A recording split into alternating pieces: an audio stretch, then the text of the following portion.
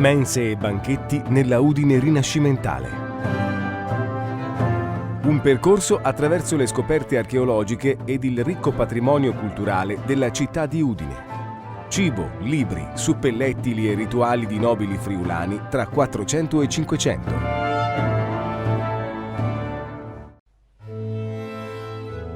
Sala 1. È un ricettario, il primo libro stampato in Friuli. I primi ricettari moderni di cucina risalgono al XIII-XIV secolo. Le limitate testimonianze manoscritte riguardano tutte le cucine delle corti e delle casate signorili, mai quella popolare, e presentano una suddivisione in base ai tipi di alimenti.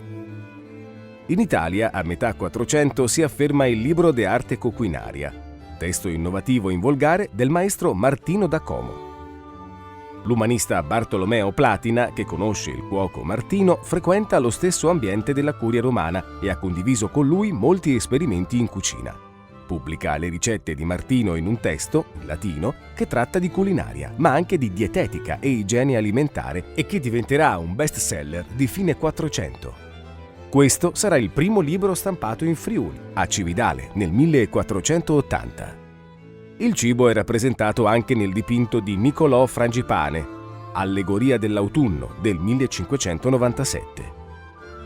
Nelle allegorie delle stagioni compaiono in genere precisi attributi riferiti alle peculiarità di ciascuna. Per l'autunno cesti di frutta, grappoli d'uva e rami d'olivo.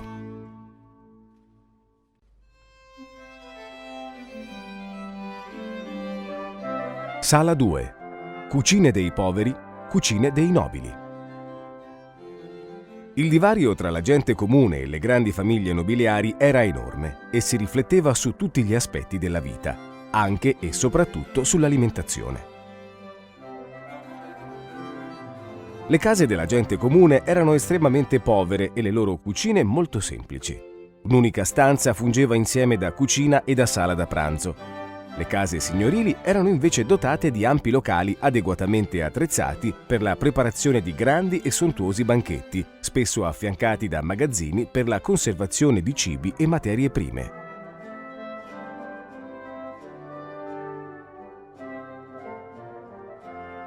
In cucina era impiegato un gran numero di persone. C'era chi si occupava della preparazione e dell'impiattamento delle pietanze, chi si occupava delle carni e anche garzoni destinati alle mansioni più umili. Tutti sottostavano agli ordini del cuoco, persona di grande fiducia del Signore. Tra i materiali ritrovati negli scavi condotti nella città di Udine, ad esempio a Palazzo Ottelio, Palazzo Savorgnan e nella Casa della Confraternita, vi sono alcuni oggetti provenienti dalle cucine dei poveri e dei nobili. Ad esempio olle, ollette, pentole a secchiello e catini coperchio in ceramica grezza da fuoco e vasetti per spezie in ceramica grezza e terracotta depurata, talora con invetriatura interna.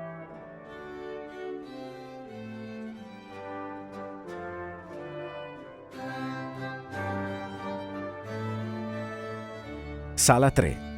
Il rituale del banchetto. L'ultima cena di Pomponio Amalteo, dipinto conservato nella Galleria d'Arte Antica del Castello di Udine, rappresenta una finestra sul passato.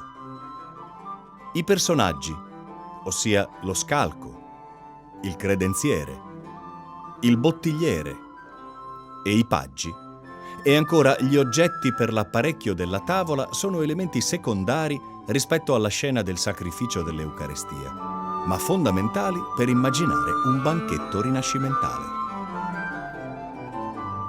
Il banchetto aveva il suo cominciamento cerimoniale nel dare l'acqua, un rito imprescindibile.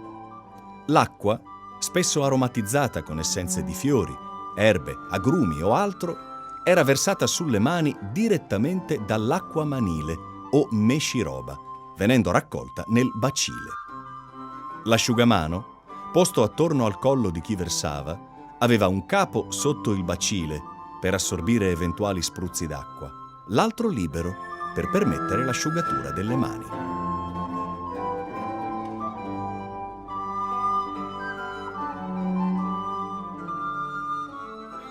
Figura di fondamentale importanza nel coordinare il banchetto e di grande prestigio è quella dello scalco. Vestito da una bella tunica damascata, è il soprintendente alle cucine, a cui spettava di selezionare e dirigere i cuochi e la servitù, provvedere alla mensa quotidiana del suo signore, con cui teneva personalmente i rapporti, rifornirne la dispensa, organizzare i banchetti nei minimi dettagli.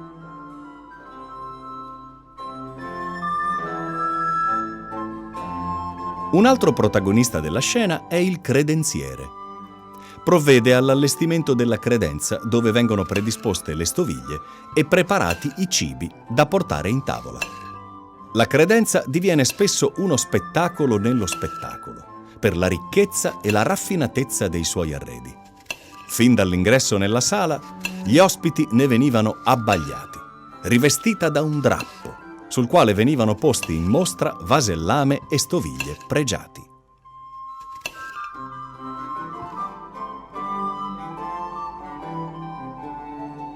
Il banchetto è quindi un rito, una rappresentazione che si esplicitava in ogni più piccolo aspetto e che necessariamente riguardava non solo il cibo, ma anche l'apparecchiatura della tavola.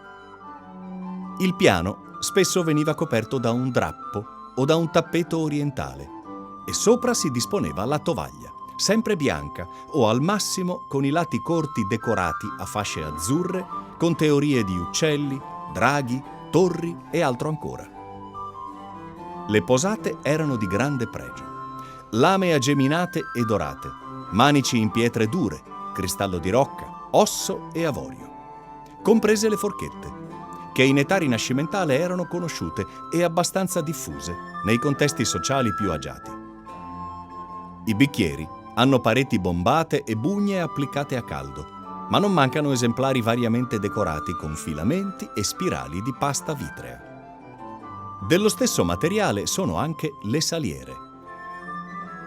Un altro pretesto d'ornato era anche la piegatura dei tovaglioli, nei quali le fitte pieghettature assumevano spesso forme ricercate e bizzarre.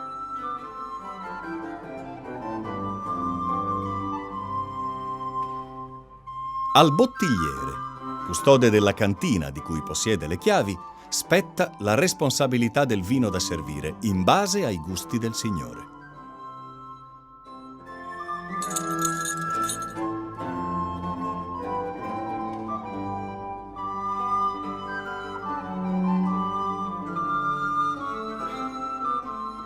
Ai paggi e ai garzoni spettava di condurre le portate in tavola.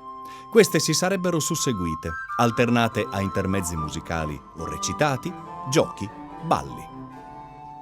La perizia del cuoco si manifestava anche nella presentazione dei piatti, che dovevano essere d'aspetto gradevole e possibilmente capaci di stupire ulteriormente i commensali. Per questo motivo si usavano particolari spezie per colorare vivacemente le pietanze, ad esempio zafferano, oppure si ideavano vere e proprie architetture, come la torta o il pasticcio, con la superficie decorata a imitazione di un giardino formale, scandito da confetti al posto di vasi e statue. Il banchetto era quindi un rito, una rappresentazione che necessariamente riguardava non solo il cibo, ma la struttura architettonica, il decoro e l'arredo dell'ambiente, l'apparecchiatura della tavola, perfino l'aria, il cui aroma doveva essere intonato alla stagione.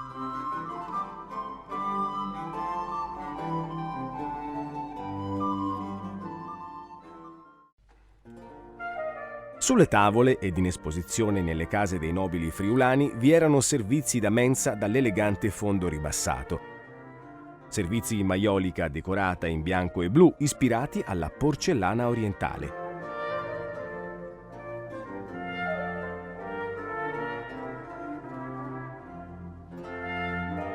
Boccali per la mescita dell'acqua o del vino, piatti e contenitori da portata spesso caratterizzati da motivi geometrico-floreali o da motivi stilizzati, che a fianco ai più umili taglieri in legno usati per servire due commensali iniziano a diffondersi sulle mense locali. Erano presenti anche ciotole utilizzate per il consumo di minestre o per il risciacquo delle mani tra due portate. Queste presentavano varie decorazioni, figurate o geometriche, talora in sintonia con le altre stoviglie della mensa. Vi erano bicchieri, calici e bottiglie in vetro. I coltelli in ferro, con codoli in legno o in osso, venivano adoperati dai commensali per porzionare le vivande e portare il cibo alla bocca. I cucchiai erano in legno o in bronzo. Naturalmente i ceti più umili e le comunità monastiche utilizzavano semplice vasellame fittile, privo di decorazioni o con decori semplici, talora coordinati. Particolarmente diffuso il motivo della croce raggiata.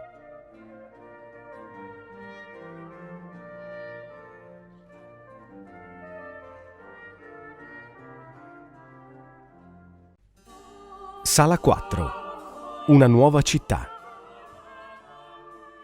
L'impianto medievale della città di Udine si modellò sulla conformazione dell'antico castelliere dell'età del bronzo e solo a partire dal 200 con l'espansione avvenuta al di fuori della terza cerchia.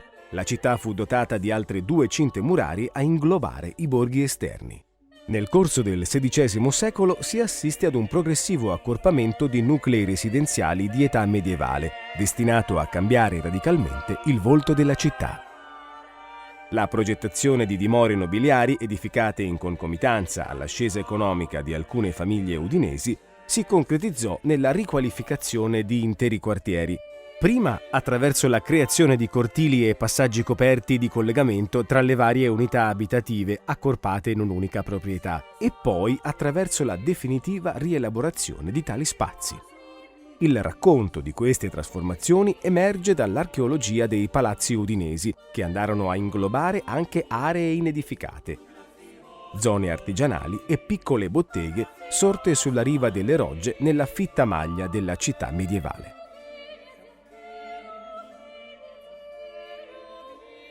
Alcuni esempi dell'attività artigianale si possono riconoscere negli scarti delle varie fasi di lavorazione provenienti dalla fornace di Via Brenari, dove si osservano esemplari con la stesura dell'ingobbio bianco, altri con la decorazione a graffito e l'applicazione dei colori e altri ancora con il rivestimento vetroso. O ancora i resti di una conceria, cavicchie ossee di bovino provenienti dagli scavi del 2013 in piazza Primo Maggio, eliminate dopo il trattamento e la concia delle pelli.